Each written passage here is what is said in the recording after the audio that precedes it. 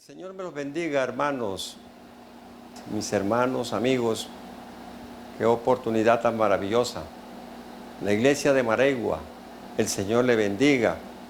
Me dirijo a ustedes en este día, en la predicación que corresponde al culto de amor, al culto de oración del jueves. Esta oración y esta meditación de hoy estaremos llevándola a cabo para orar, solicitarle al Señor fortaleza. Estamos firmes, contentos, para adelante, hermano. Qué bueno que podamos tener esa fortaleza del Señor. Estamos invocando el nombre que es sobre todo nombre en esta gran necesidad que tenemos. La gran necesidad del pueblo del Señor es mantenernos dentro de esa esperanza gloriosa, esa esperanza de que un día el Señor vendrá por nosotros a buscarnos, vendrá por nosotros, aleluya, para así se cumpla la promesa del Señor para los que amamos al Señor. Me dirijo en esta mañana a la amada iglesia de Maregua y a todos los que me escuchen, a todos los que les logre llegar este mensaje de fortaleza, porque nos fortalecemos en la palabra, nos fortalecemos en esa palabra gloriosa. En la comunión, aunque esté en la distancia, tenemos comunión los unos con los otros. Estamos unidos en espíritu, estamos unidos en la fe, estamos unidos en la esperanza, estamos unidos en un Dios y único Salvador, Jesucristo, el cual nos hace un cuerpo. Aunque seamos muchos miembros, somos un cuerpo. Y cuando el cuerpo, algún miembro del cuerpo se goza, todo el cuerpo se goza. Y cuando algún miembro del cuerpo se entristece, todos nos entristecemos porque participamos todos de su naturaleza divina, su naturaleza que ha sido insertada en nosotros a través de la incorporación al cuerpo de Cristo. Esto es el bautismo en el nombre de Jesús para perdón de pecados. El Señor nos ha dicho en su palabra que debemos alentarnos los unos a los otros con estas palabras. ¿Cuáles palabras? Encontramos en 1 de Tesalonicenses, capítulo 4, versículo 17 y el 18. El 17 nos dice cuáles es las palabras por el cual tenemos que alentarnos los unos a los otros. Y está hablando aquí sobre luego nosotros, los que vivimos, los que hayamos quedado, seremos arrebatados juntamente con ellos en las nubes para recibir al Señor en el aire. Así estaremos siempre con el Señor. O sea, el alentarnos es con el arrebatamiento, que el Señor viene por nosotros. Hermano, el Señor viene por su iglesia. Esta es la causa por el cual nosotros estamos firmes, creyendo, permaneciendo en el Señor. Cuando la Biblia habla de que el Señor nos afirma y dice, por lo cual os decimos esto en palabra del Señor. Nosotros que vivimos, que habremos quedado hasta la venida del Señor, no precederemos a los que durmieron, porque el Señor mismo con voz de mando, con voz de arcángel y con trompeta de Dios, descenderá del cielo y los muertos en Cristo resucitarán primero. Si eso es una gran esperanza para nosotros, entonces procederemos. Como dice la Sagrada Escritura, el que tiene esta esperanza se purifica así como Él es puro. Cuando vivimos descuidados y que nuestra mente no está bien consolidada, la venida del Señor, vivimos descuidadamente, no atendemos a las cosas que pertenecen a la vida y a la piedad. Siempre estamos pensando en las cosas terrenales, viviendo aferrado a las cosas de este mundo y dejamos lo que es principal, dejamos lo que es fundamental para dedicarnos a las cosas que son de segunda estancia en la vida. Bien dijo el Señor claramente: buscad primeramente el reino de Dios y su justicia, y las demás cosas os serán añadidas. ¿Qué es la añadidura? Las casas, los carros, el dinero, las posesiones intelectuales y económicas, los diplomas, etcétera, etcétera. Nosotros siempre hemos usado unas políticas raras, amañadas a nuestros intereses personales. Voy a la iglesia si me queda tiempo, oraré si me queda tiempo, leeré la Biblia si me queda tiempo.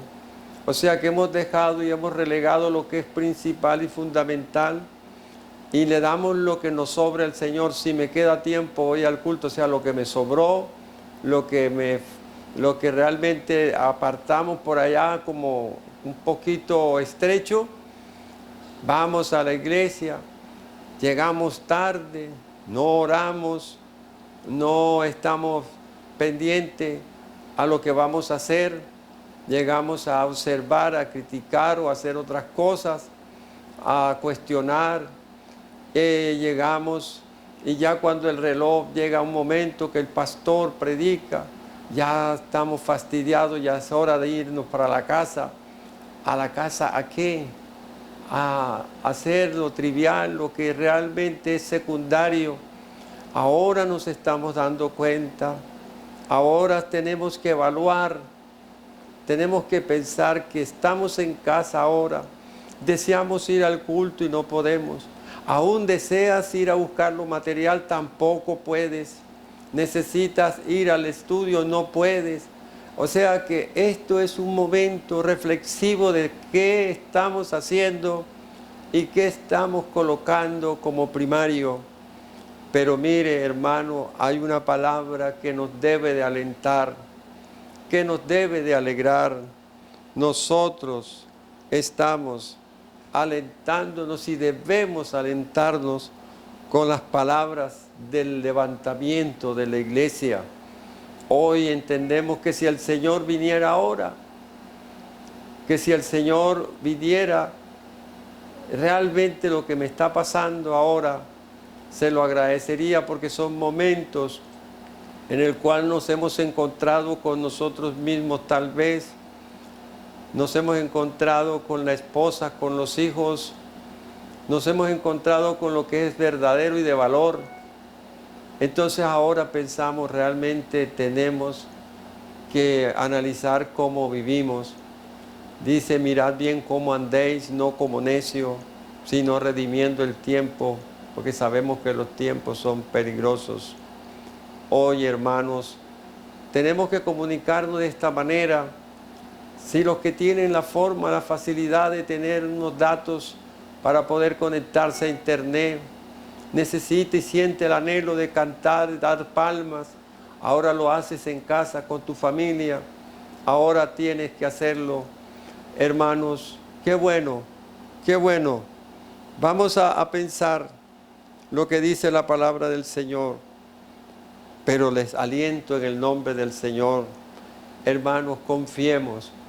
La venida del Señor se nos acerca. La venida del Señor está a las puertas. Mire la esperanza que hay en nosotros. Mírela.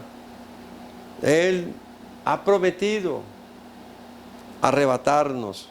Cuando nosotros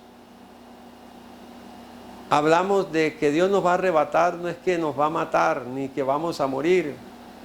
Él está hablando de arrebatar personas vivas, personas que no vamos a gustar de muerte, que seremos llevados al cielo y no vamos a experimentar qué es la muerte. Esa es una gran esperanza que nos alienta, que nos da la fuerza de decirle no a este mundo vil y pecador y no a las cosas malas. Mire lo que dice la palabra del Señor aquí en Primera de Tesalonicenses, el capítulo 4, versículo 15. Por lo cual os decimos esto en palabra del Señor, que nosotros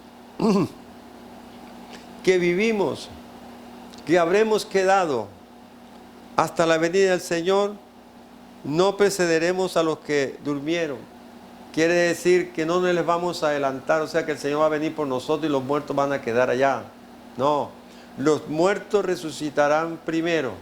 En esa resurrección de los muertos, ellos salen a recibir al Señor en el aire y ahí mismo nosotros seremos arrebatados. En otras palabras, nuestros cuerpos serán transformados. En otras palabras, nuestra carne que tenemos y nuestra naturaleza carnal se va a deshacer y se va a revestir con el nuevo hombre creado según Dios en la justicia y santidad de la verdad. La Biblia está llena de alusiones y de situaciones que nos aclaran estas cosas. Cuando hablan primero a los Corintios, capítulo 15, versículo 52, dice: en un momento, en un abrir y cerrar de ojos, a la final trompeta, porque se tocará la trompeta, y los muertos serán resucitados incorruptibles, y nosotros seremos transformados. Yo no sé cuál es el error que quieren persistir en la gente que dice que la iglesia no va a ser levantada, que vamos a vivir aquí en la tierra. Está claro. ¿Para qué me va a transformar el Señor? Para adecuarlo para vivir en el cielo, porque este cuerpo no está adecuado para vivir fuera de la estratosfera. Y además el Señor dice, así estaremos con el Señor para siempre. Significa que estaremos allá. A donde esté el Señor estamos nosotros. ¿Y dónde está el Señor? Allá en los cielos, en el tercer cielo. O sea que nuestra morada está en los cielos, porque lo dice claro la Biblia, nuestra ciudadanía está en los cielos, de donde esperamos al Salvador, nuestro Señor Jesucristo. De allá es que viene el Señor a buscarnos para llevarnos, y por eso Él dijo, voy pues a preparar lugar para vosotros. O sea que allá hay suficiente lugar para vosotros. ¿A dónde va a ser las bodas del Cordero? El desposamiento de esta iglesia con su esposo que es Cristo. Es en las bodas del Cordero, lea Apocalipsis, donde se celebran unas bodas. No se habla que se está hablando de un paraíso aquí en la tierra recuperado. No, Señor, se habla de la presencia en el cielo celebrando las bodas del Cordero. La iglesia uniéndose al Señor para siempre en los cielos. Dele gloria a Dios allá por eso, hermano. Mire, cuando dice en un momento, en un abrir y cerrar de ojo a la final trompeta, ¿qué es una trompeta? Es un anuncio, es una alerta. Las trompetas eran utilizadas en Israel a los vigías, a los atalayas, los que estaban allá puestos en una torre, para que pudiera ver de lejos cuando venía el enemigo, cuando venía alguien para su ciudad fortificada para tocar las puertas. Dependiendo qué era lo que veía, había diferentes tonadas, o sea, varios toques, si era uno o dos, o con el sifón grande. Total, el de guerra tenía una forma de tocarse. Cuando había visitas de paz, cuando había algo, las trompetas eran la orientación del pueblo para no estar distraído de qué viene. Si el atalaya se dormía y venía el enemigo y no tocaba la trompeta y asediaba la ciudad, la sangre caía sobre ellos, o sea, era responsable de la muerte de toda la gente que cayera en esa guerra. Por eso habla del atalaya, alza tu voz, anuncia. Entonces una trompeta tenía funciones, en el templo había trompetas. Las trompetas son simbólicas. Entonces no es que vamos a oír una trompeta como las que se suenan. Esa es una forma figurada para decir que el Dios dará la orden y se emitirá la palabra de acción que viene por su iglesia, que viene por su pueblo, que viene a buscar lo que Él había prometido buscar. La Biblia dice, Él se levantará de su trono y actuará y se llevará, aleluya, los que son de Él. Mire que el Señor habla de apartar los unos de los otros. Quiere decir que el Señor sí sabe cuáles son los de Él y Él viene a buscar a su pueblo, a su iglesia. Esto que nos está pasando sea una reflexión. Seamos como más dedicados a pensar de nuestra esperanza que tenemos, hermanos. Una esperanza gloriosa, una esperanza maravillosa. No améis al mundo, hermano, ni las cosas que están en el mundo, porque el mundo pasa y sus deseos, pero los que hacemos la voluntad de Dios vamos a permanecer para siempre. Por eso no nos sorprendamos de estos acontecimientos cuando debemos estar bien claros, porque Dios nos ha dicho las cosas anticipadamente para que no nos sorprenda como ladrón. El arrebatamiento es un hecho que no podemos negarlo en las Escrituras. Arrebatar, la palabra arrebatamiento que empleamos para describir esta primera fase del regreso del Señor, se deriva del verbo arrebatar que tenemos en este versículo. Y que significa tomar arriba. Dice, saldremos a recibir al Señor en el aire. Dice, tomar arriba.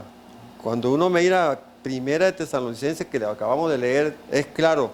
Luego nosotros, los que vivimos, los que hayamos quedado, seremos arrebatados juntamente con ellos. ¿En dónde? En las nubes. ¿Dónde están las nubes? Cuando el Señor se fue y fue arrebatado al cielo, el día en que Él se fue, dice que una nube lo cubrió y dice, ¿qué estáis mirando al cielo? Este mismo Jesús que ha sido tomado de vosotros al cielo, así vendrá como lo habéis visto ir al cielo. Entonces ahí está claro. No sé a dónde se aferran algunas personas en llamarnos ilusos porque estamos pensando vivir en el cielo. Lógico, si ellos no están en la verdad, ¿a dónde van a vivir? Ellos no van a vivir ningún cielo. Ellos van a vivir aquí, van a tener problemas aquí. Pero la iglesia está destinada para vivir arriba, porque somos de arriba, no somos de la tierra. Entonces los terrenales se quedarán aquí. Los que amen esta tierra, los que están deseando vivir eternamente en esta tierra, que se queden aquí. Pero yo y usted, hermano, nuestra esperanza está arriba. Nuestra cédula está arriba. Allá soy ciudadano del cielo en potencia. Solo que debo permanecer fiel para hacer efectiva el día del viaje, el día de que el pasaporte lo tengas al día, que el pase lo tengas al día, que te puedas embarcar en esa nave maravillosa de lo que es la voz de Dios, porque es la palabra de Dios que dirá, sube acá y nosotros subiremos, porque por la palabra del Señor fue hecho los cielos y la tierra, y por la palabra existe, por la palabra hemos sido engendrados, por esa palabra, y el Señor se dirá en aquel día, como le dijo a Juan en Apocalipsis, sube acá. Y Juan subió, y Juan representa a la iglesia en ese momento, y el Señor nos va a decir, sube acá, y vamos a subir. Gloria al Señor, gloria al Señor. Por eso arrebatar, que traducido de la Vulgata como repiomur kul ilis, seremos arrebatados con ellos, eso es lo que quiere decir. Lo emplea Felipe también. Recuerda que Felipe estaba bautizando al etíope, y después que lo bautizó, según Hechos 8:39, nos encontramos con esta palabra. Cuando subieron del agua, el Espíritu del Señor arrebató a Felipe. Y el eunuco no le vio más.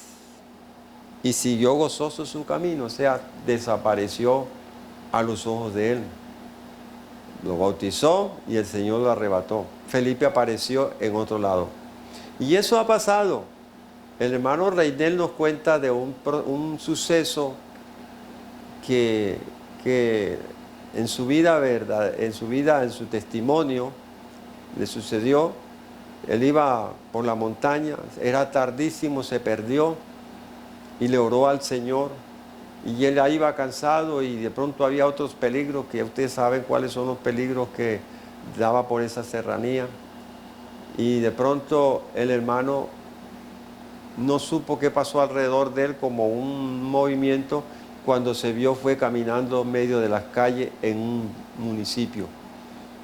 Él experimentó que Dios lo trasladó, lo sacó del peligro. Si eso sucede todavía en nuestra vida, que está defectuosa, que todavía no hemos sido redimidos, y hay hermanos que cuentan de esta experiencia. Por ejemplo, el hermano Felipe nos habla que fue arrebatado. Pablo también habla de esa manera. Si ustedes miren a Pablo, en 2 Corintios, el capítulo 12, versículo 2 dice: conozco a un hombre en Cristo que hace 14 años, entre corchete dice, si en el cuerpo, no lo sé. Si fuera del cuerpo, no lo sé. Dios lo sabe. Fue arrebatado hasta el tercer cielo. Quiere decir que Pablo, para no atribuirse y hacerse grande, él no dijo el nombre de él, pero todos entendemos que Pablo, en el día que lo apedrearon, ese día quedó muerto. Los discípulos fue que oraron por él y lo resucitaron. Se dice que en ese momento Pablo subió al tercer cielo y oyó palabras inefables, las cuales no les ha sido dado a hombre alguno.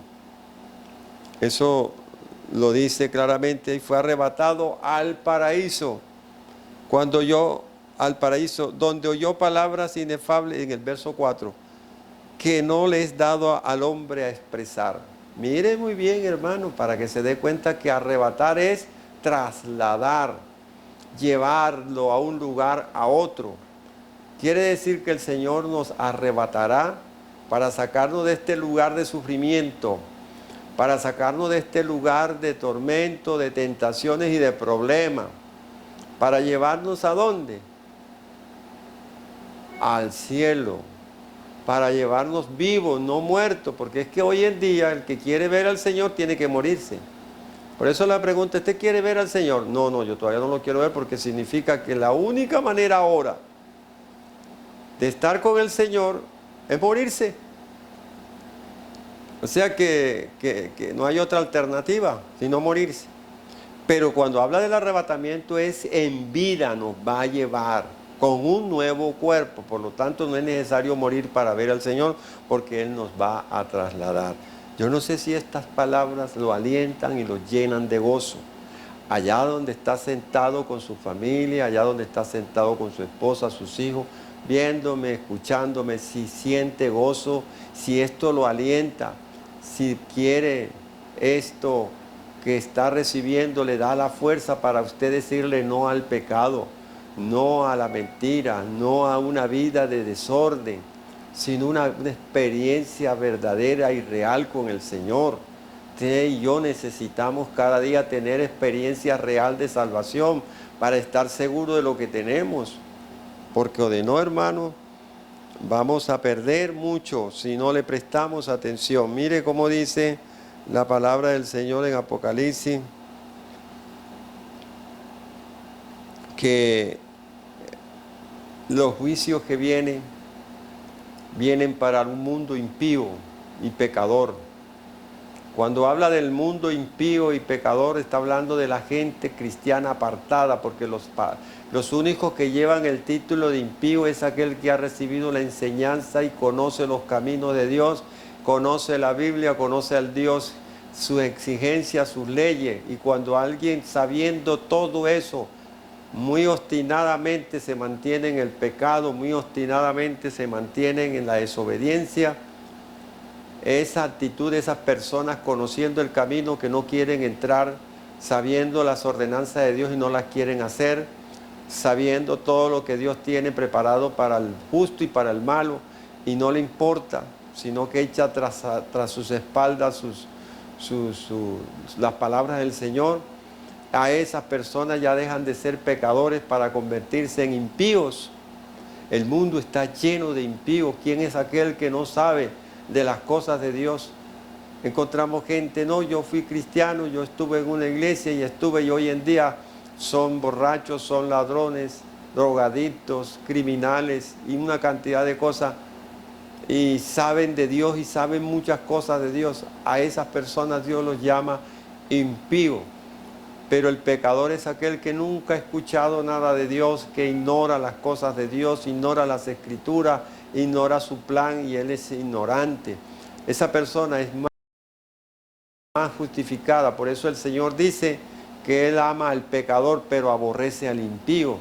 Porque el impío no necesita uno decirle de Dios, sino que se convierta. Dice, si el impío dejara en su camino, deje el impío su camino y el hombre inicuo sus pensamientos, y vuélvase a Jehová, el cual tendrá de él misericordia, y el Dios nuestro, el cual será amplio en perdonar. Quiere decir que el impío lo único que tiene es que volverse a Dios, recapacitar de su camino y dejar de hacer lo malo. Dice, dejad, aprended a hacer el bien, dejad de hacer lo malo, aprended a hacer el bien. Él no quiere la muerte del impío, Él quiere que el impío se vuelva. Y el hijo pródigo es una figura clara de lo que es un hombre impío. Estando en la casa, estando con su padre, con bienestares y bien, dijo, dame la parte mía que me voy. Se fue de la casa y desperdició todo lo que él tenía en el mundo, en vicios, en mujeres y todo. Y cuando ya estaba ya sin dinero, pasando hambre, se acordó y dijo, ay, cuántos jornaleros en la casa de mi padre viven mejor que yo, y yo estoy aquí. Pero él volvió en sí, le dijo, voy a volver a la casa, le diré a mi padre, Padre, he pecado contra el cielo y contra ti. No soy digno de ser llamado tu hijo, hazme como uno de tus jornaleros. Pero lo pensó, pero no solamente se quedó en el pensar, sino que se levantó y volvió. Y el Señor estaba mirando a lo lejos, esperando que su hijo reaccionara y volviera. Y cuando lo vio venir de lejos, andrajoso, todo maloliente, Él tuvo misericordia de él y corrió hacia él, lo abrazó y gritó y dijo, maten el cordero gordo, prendamos una fiesta, traigan un vestido nuevo, pónganselo, traigan calzado, póngaselo, y el anillo. Eso significa restauración al estado en el cual estaba antes y que ahora volvió. Eso es lo que se le dice a los apartados, que vuelvan al camino del Señor, que el Señor le da una nueva vestidura y un nuevo calzado para que anuncien las misericordias de Dios, que es el Evangelio. El apresto de la paz es el Evangelio, el calzado, y el anillo es la promesa del Espíritu Santo. Eso es lo que Dios quiere, es que el impío deje su camino y se vuelva a Él, porque Él no quiere la muerte del impío, ni menos del pecador. En cambio, la oveja perdida sí representa, la parábola de la oveja perdida, sí representa al pecador, porque el pecador salió, está enredado, el diablo lo engañó y allá está enredado en el mundo. Y él dejó las 99 y se fue a buscar la oveja perdida. Los gentiles y todos estábamos perdidos. Él vino a buscar y a salvar lo que se había perdido. Cristo vino y nos encontró enredados, y él dice, y desenredándola la montó en sus hombros y la trajo de nuevo al redil. Estimado hermano y amigo, la Biblia está llena de ilustraciones claras, específicas de cómo andar sin extraviarnos de este camino. Hay que seguir al Señor. Aquí encontramos que el Señor está para venir a buscar a su iglesia. La tarea de nosotros es alabar a Dios y buscarle hasta que Él llegue ese día. Pero si nos llegamos a morir y el Señor no ha llegado, la promesa continúa, porque los muertos en Cristo resucitarán primero. O sea, uno muere con la esperanza y la promesa de que vamos a ser levantados, los que mueren en Cristo. Y morir en Cristo es morir arrepentidos, morir bautizado en el nombre de Jesús, tener la promesa maravillosa del Espíritu Santo y vivir en santidad y permanecer en santidad. Esa es la posición del verdadero cristiano. Hoy en día la gente quiere ser cristiano, pero a la vez mundano. La Biblia dice que el que ama al mundo se constituye enemigo de Dios. Entonces, ¿cómo es que Dios se va a llevar a un enemigo a vivir al cielo? No se va.